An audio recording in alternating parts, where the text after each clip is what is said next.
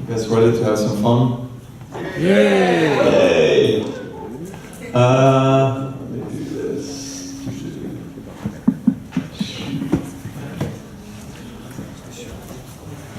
Actually, it doesn't need to be quite that loud. I mean, it's more than loud enough for that. So you can turn it down so you don't get so much. You're gonna have nightmares about my voice. Is it? How is it now? It's good. Okay, fine.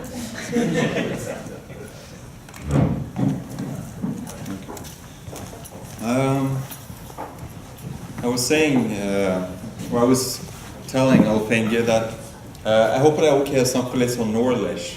Ta det litt på norsk og litt på engelsk. So I was telling Ole Goethe, I'm glad, or I guess we're all happy that the game history in Norway is not 50 years. So we would probably... First, I'm very honored to be part of such an amazing rooster of presenters today, and thank you all, thank you. And when I was asked to present here today, he deliberately asked if I could have something with emotion, so which is quite difficult. So, but I hope you will bear with me, and I'm going to talk about mainstream disobedience, how and why indie developments bend the rules.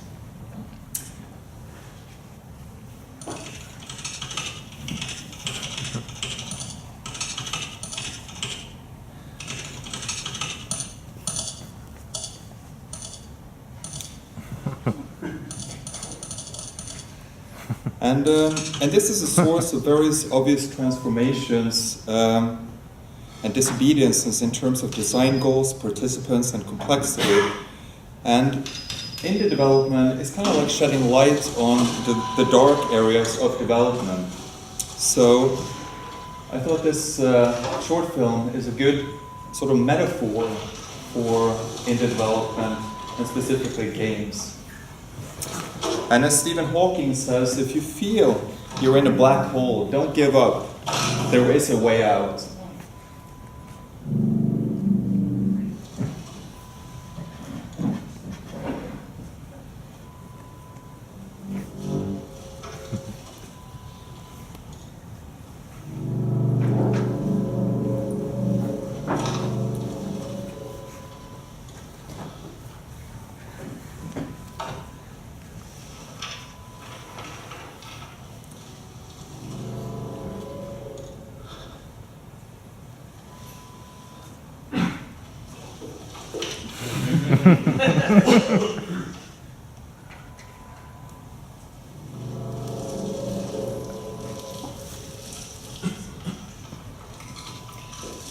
We all get tempted, don't we? Sugar could be other things too, like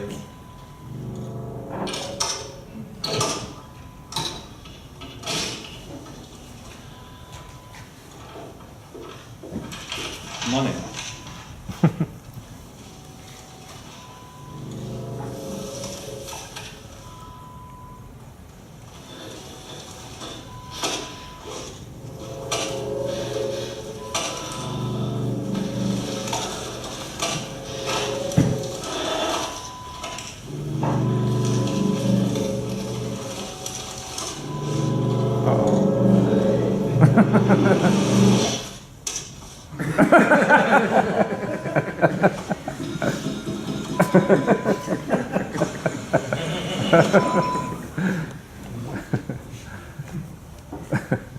So indies don't miss out. They're highly motivated by passion.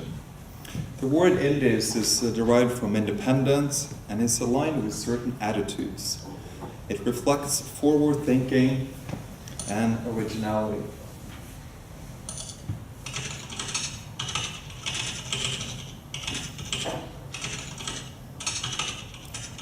In other words, indies don't really fit in, do they?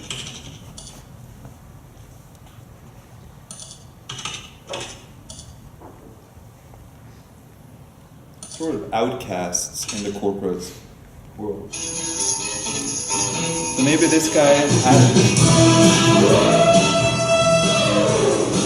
We You ever felt like doing something like this at work? I know we at Vestos, we have our pranks from time to time, so...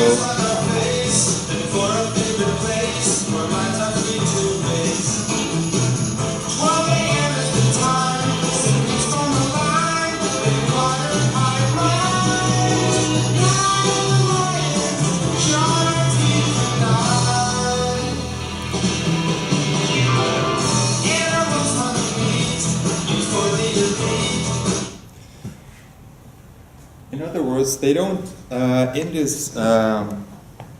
they don't really reflect the main issues of what's found in the corporate industry. They set themselves apart from the mainstream without the reliance on mass media agendas. They avoid big investors having big loans and follow the route of mainstream game development.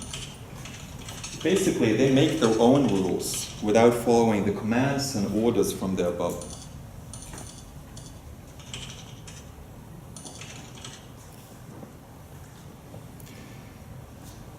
Holy guac, everybody! Alright, the humble origin... And here we see an example of what's blurring the whole industry. Because as an indie, we have big corporations like Electronic Arts, and they create indie bundles. And that is to mainly make materialistic gain.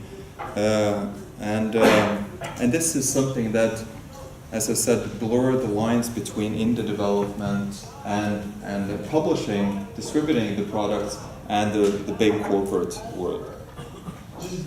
But as we hear, he's overly excited about this bundle.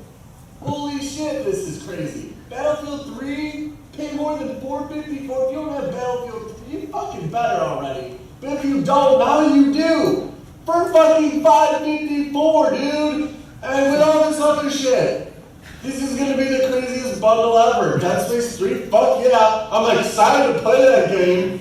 Holy shit, Mirror's Edge, never played it, didn't like it. Medal of Honor sucks, but I'm so maybe try it out. And hopefully they add more shit to this, because this is fucking intense. So I'm gonna buy this right now. So you guys do the same. Thanks for watching, I'm super excited.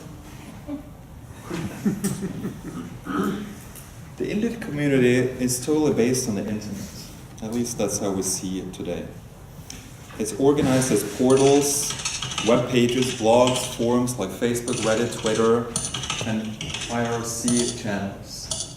Oops, I think we have to go back and start that again. My computer is fucking powerful. And as was said in the morning, the technical innovations is mainly coming from the demo scene and open source communities. And it's also from hacker communities. And this is a big event that was part of my upbringing, Assembly, which happens in Finland. And it's basically a place like The Gathering used to be, where you have novel technical innovations in graphics programming, and where you push the boundaries also in graphics and music. And for instance, Unity 3D, which most of you probably are familiar with, is an old demo group called Future Crew. And myself, I was part of a demo group called Andromeda here in Norway, and we occasionally send fuckings to those guys. And the same with DICE in Sweden, Digital Illusions, that's the Silence from back in the days.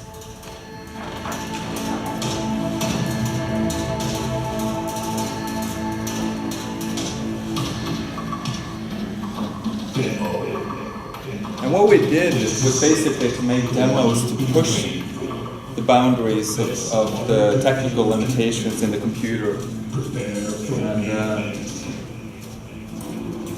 And it's a good way to really get to know how you can make innovative games as an indie developer.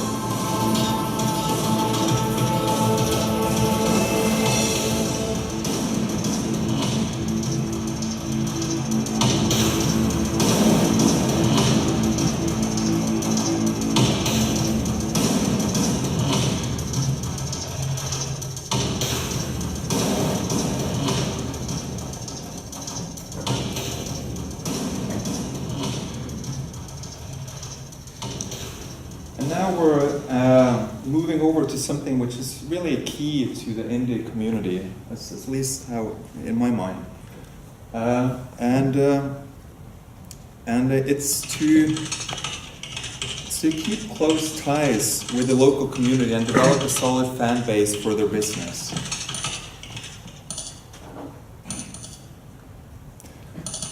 And we'll see one funny Kickstarter, which is this, that's what they do. They want to touch into the fan base. Basic idea is this. I think the predominant iconography of any Kickstarter project is the stats box, the big scoreboard you see over here. It says how much money a project has raised, how many backers it has, all those kinds of things. And so last year I started experimenting with printing shirts based on the stats of finished projects. Here's one I did for Diaspora. So you can see right here, it has the number of dollars pledged to its goal, number of backers, etc. So it's pretty cool. Let me just start that again. Well, I think it's the computer graphics card, but basically I want to just keep in mind the power of being real is really key to the indie community, at least how I see it. They're calling. It's the cable. No. It seems okay.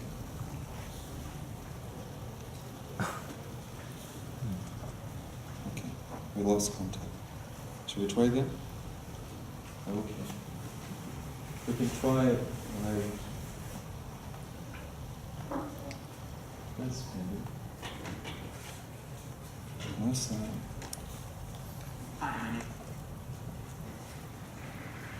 Something here.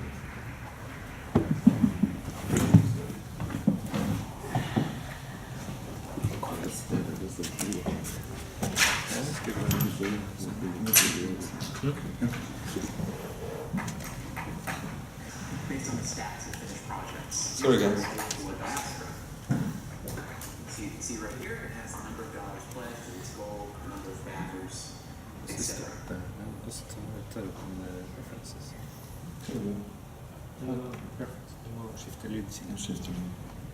Okay. So we go here.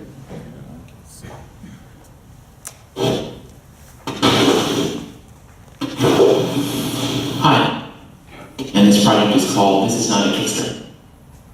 Basic idea.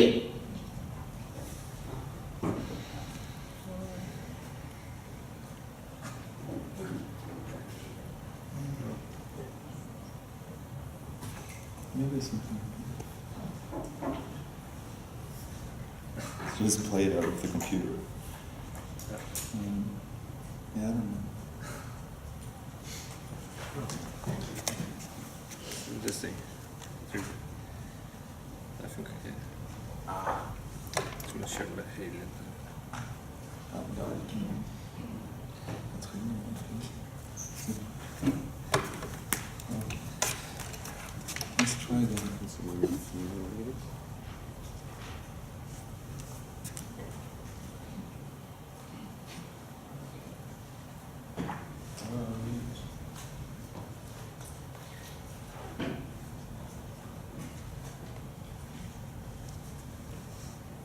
Where the mouse is. The cursor.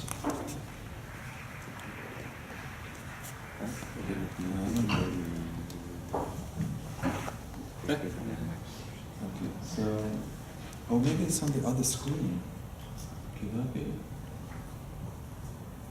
So if we go down here, sorry guys, I know you're hungry, so I'll get to that. Okay, so if we go så jag går här och så samlar vi så här. Och lägga sen. Okay, one step closer. No sound. I'm Yancy, and this project is called This Is Not a Kickstarter shirt. The basic idea is this. I think the predominant iconography of any Kickstarter project is the stats box, the big scoreboard you see over here. It says how much money a project has raised, how many backers it has, all those kinds of things. And so last year I started experimenting with printing shirts based on the stats of finished projects. Here's one I did for Diaspora. So guys here. So you can see right here, it has the number of dollars pledged, its goal, number of backers, etc.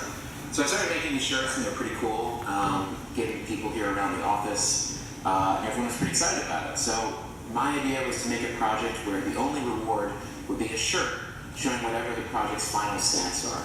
So if this project ends up with 600 backers, it will say 600 backers. If it's 6,000, it will say 6,000, etc. There's a possibility for us to tweak the numbers, make them something silly or funny, add a few pennies on the end to get some goofy number, whatever it is that people want to do. But that's it. The idea is pretty simple. So why do this? Well, A, obviously it's very geeky, but B, I think it's pretty cool. Every shirt will be the same. There will be however many people out there in the world all wearing the exact same shirt because they're part of this thing. And I think that's pretty neat. Originally, I wanted to make a video where I'd show two people wearing the shirts at a bar. They see each other, lock eyes, and start to make out. And personally, I think this is key. What he's saying now is that he wanted to make something more, but what he's doing, he's just promoting himself as a person behind the concept. And this is highly underestimated in the if you fall into the category of being an indie developer. It's a dark sort of heather. And I'll get back to that point later.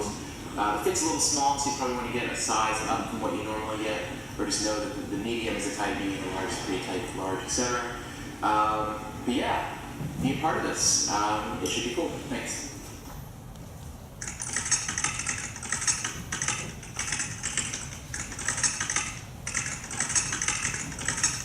Just a second, because I need to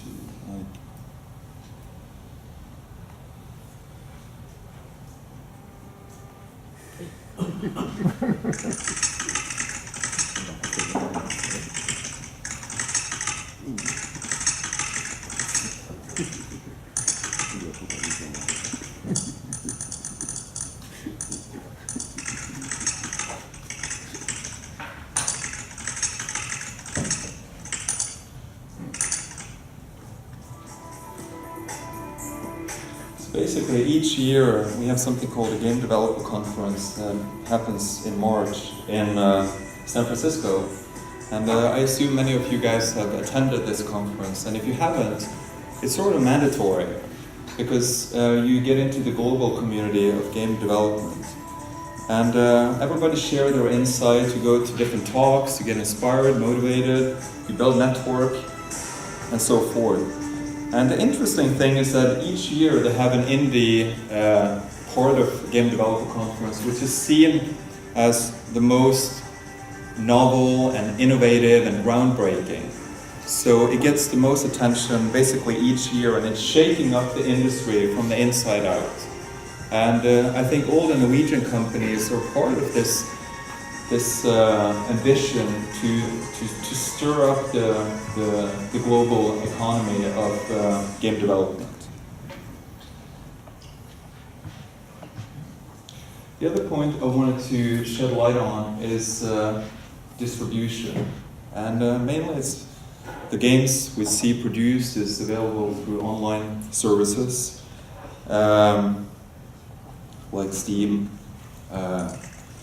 GOG, Humble, and virtual shops like App Stores and Google Play, Windows.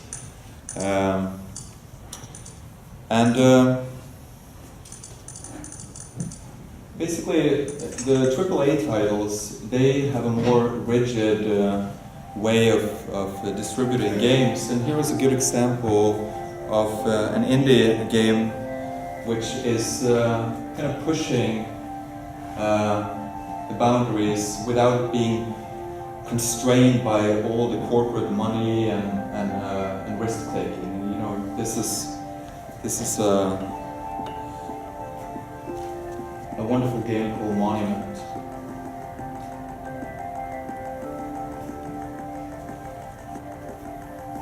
So an indie developer is basically risking their own money to create a name for themselves, and in a more democratized world through internet, you're able to get that word out there and get the respect you deserve.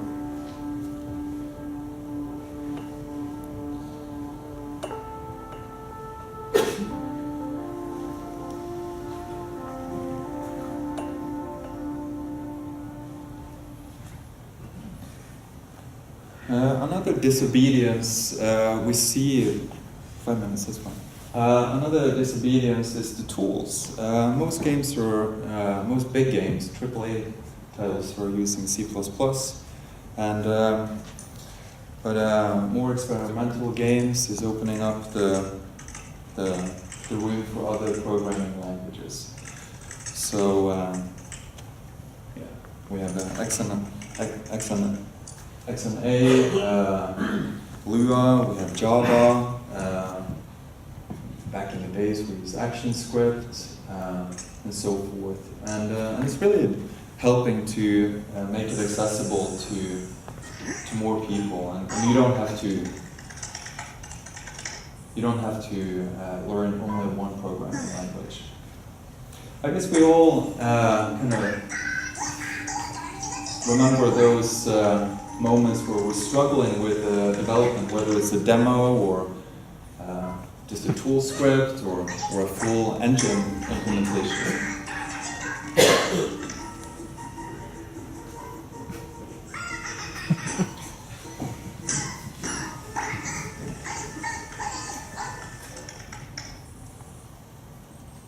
Yeah, you guys love the blue screen, huh?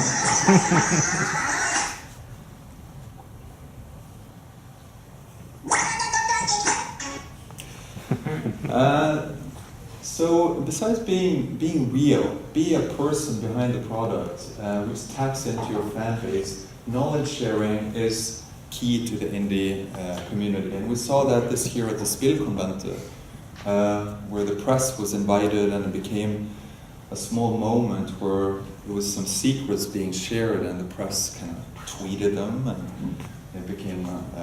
I think the press was given a yellow card. So if you do it again, you get a red card. But knowledge sharing is very, very important, and it reflects the values and ethics of open source development. And we also take these things from the hacker ethics, and we value stuff like openness, just transparency.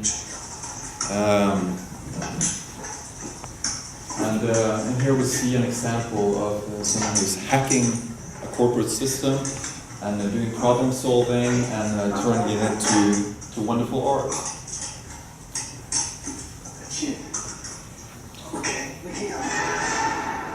So the point made is that we don't. Our driving force is not money or stability, flexibility, or accountability. It is the urge to create something groundbreaking and push the boundaries.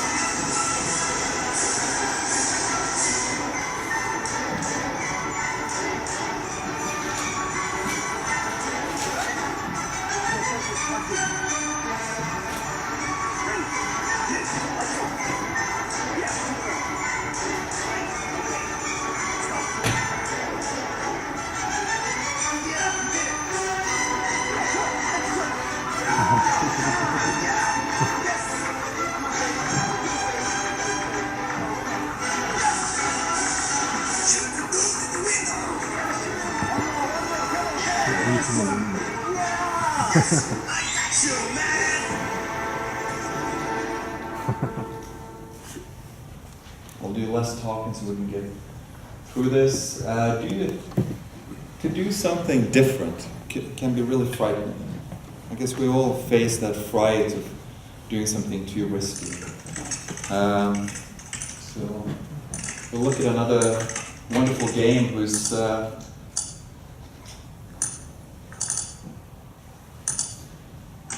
basically taking a leap. It's called perspective, and it's an interesting concept, and it can only happen through indie development.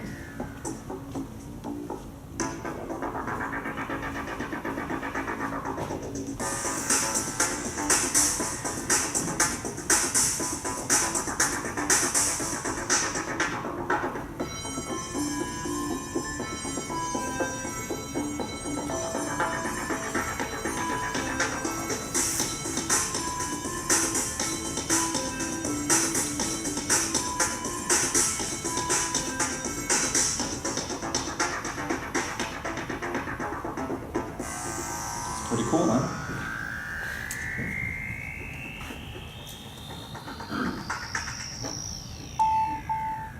Anyone played it? Or? No? One of the major differences between AAA games and indie development is intellectual property and the greater freedom that involves. AAA studios are often designed to fit into mainstream consumer needs. The guy, I thought it was a good representation of someone who's just too damn corporate. He's too well trained, he's like a robot.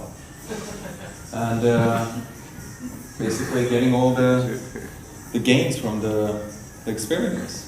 But it doesn't mean that that's something everybody should do. And in AAA, we know the concept is to keep selling the product, and that's why we see new sequels being pushed out so they can tap into a built-in audience. And of course, the guy in the middle and the guy on the right is admiring this guy on the left. And the funny thing is that he's so nonchalant at the end, so like he doesn't really even care. So I wonder if that represents what happens when they go corporate. I don't know. It's just something. Here was another thing which we see over and over again as a program director at Westerdorf. It's no great secret, the project management.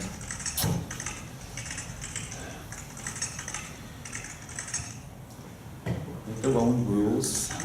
They do. And project management, you gotta love that as an indie. And it's often completely forgotten. You're not influencing me. I'm my own person. I'm a strong black woman. You're not influencing me. I'm my own person. I'm a strong black woman. Obviously, she's an indie. So, and maybe, just because the World Wide Web is there, I hope the algorithms are going to be fragmented. That's my personal view. And we will see a shift in the industry. And I thought I would close off give you guys a glimpse into the wonderful community which is represented in Norway. And I want to say that it was a tough thing finding pictures of the people behind the companies. So that's why I ended up with these.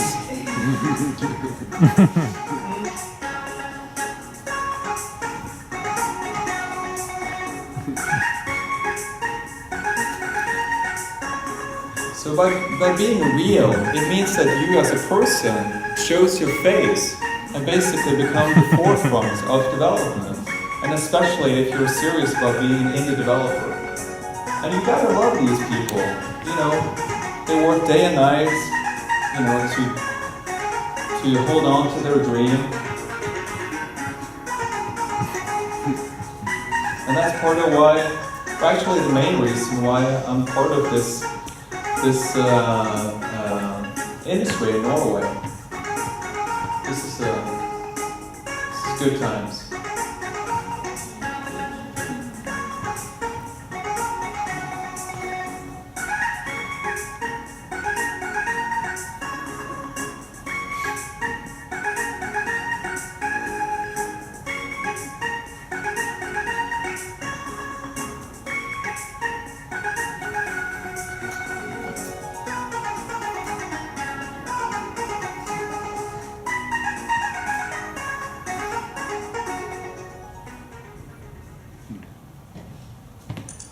That was me. Thank you so much for your time and have a good lunch, guys.